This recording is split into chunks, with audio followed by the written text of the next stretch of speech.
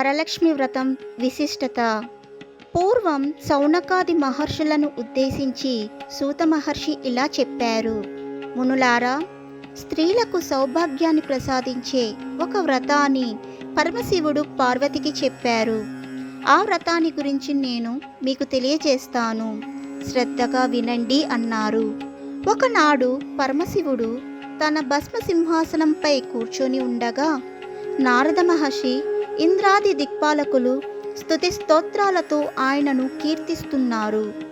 ఆ మహతర ఆనంద సమయంలో పార్వతీదేవి పరమేశ్వరుడిని ఉద్దేశించి, నాథ, స్త్రీలు సర్వసుఖాలు పొంది పుత్ర పౌత్రాభివృద్ధిగా తరించుటకు తగిన వ్రతం ఒక దానిని చెప్పండి అని కోరింది. అందుక త్రినేత్రుడు, దేవి, నీవు కోరిన విధంగా స్త్రీలకు సకల శుభాలు కలిగించే వ్రతం ఒకటి ఉన్నది. అది వరలక్ష్మి వ్రతం. దానిని శ్రావణ మాసం 2వ శుక్రవారం నాడు లేదా పౌర్ణమికి ముందు వచ్చే శుక్రవారం నాడు ఆచరించాలని తెలిపారు.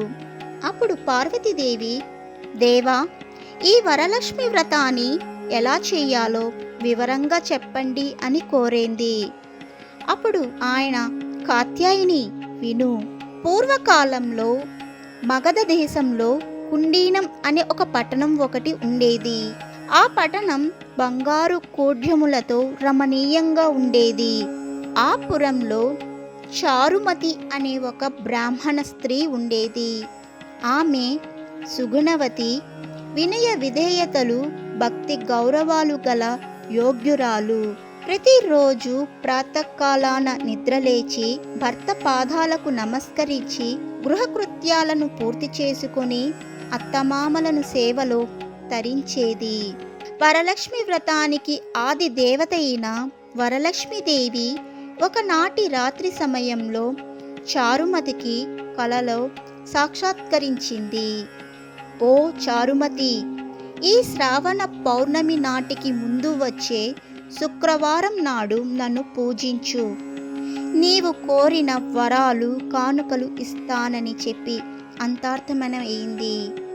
చారుమతి సంతోషించి, హే జనని, నీ కృపా కటాక్షాలు కలిగిన వారు ధన్యులు. వారు సంపన్నులుగా, విద్వాంసులుగా మనలు పొందుతారు. ఓ పావని, నా పూర్వజన్మ సుకృతం వల్ల నీ దర్శనం నాకు కలిగింది అని పరిపరి విధాలుగా వరలక్ష్మిని స్తుతించింది.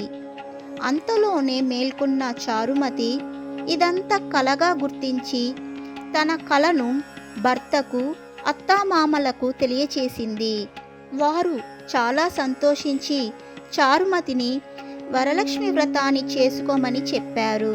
పురంలోని మహిళలు చారుమతి కలను గురించి విని వారు కూడా పౌర్ణమి ముందు రాబోయే శ్రావణ శుక్రవారం కోసం ఎదురు చూడసాగారు.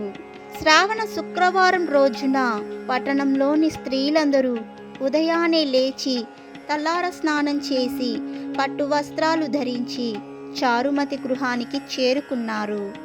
చారుమతి తన గృహంలో మండపం ఏర్పాటు చేసి ఆ మండపంపై బియ్యం పోసి పంచపల్లవాలైన రావి, జువ్వి, మర్రి, మామిడి, ఉత్తరేణి మొదలైన ఆకులతో కలశం ఏర్పాటు చేసి వరలక్ష్మీదేవిని సంకల్ప విధులతో సర్వమంగళ మాంగళ్యే శివే సర్వాద సాధికే శరణ్యే త్రయంబకే దేవి నారాయణి నమోస్తుతే అంటూ ఆహ్వానించి ప్రతిష్ఠించింది.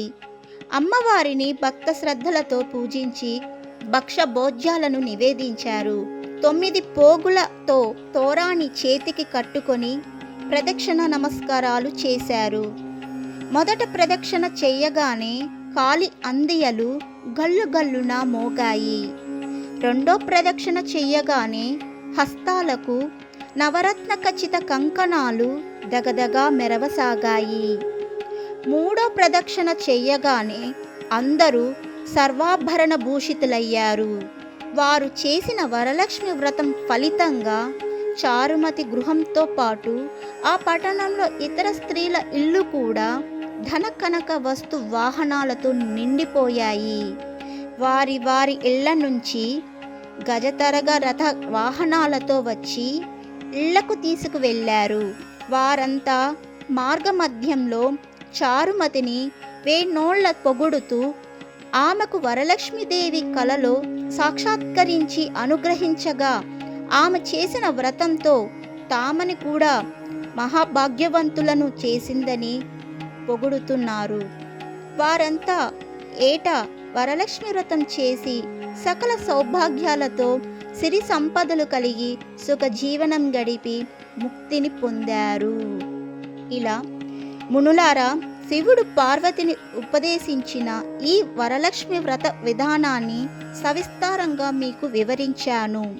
ఈ కథ విన్నా, ఈ వ్రతం చేసినప్పుడు చూసినా కూడా సకల సౌభాగ్యాలు, సిరి సంపదలు, ఆయు ఆరోగ్య ఐశ్వర్యాలు సిద్ధిస్తాయని సూత మహాముని సౌనకాది మహర్షులకు చెప్పారు.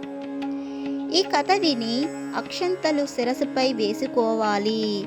ఆ తరువాత ముత్తైదువులకు తాంబూలాలు ఇవ్వాలి.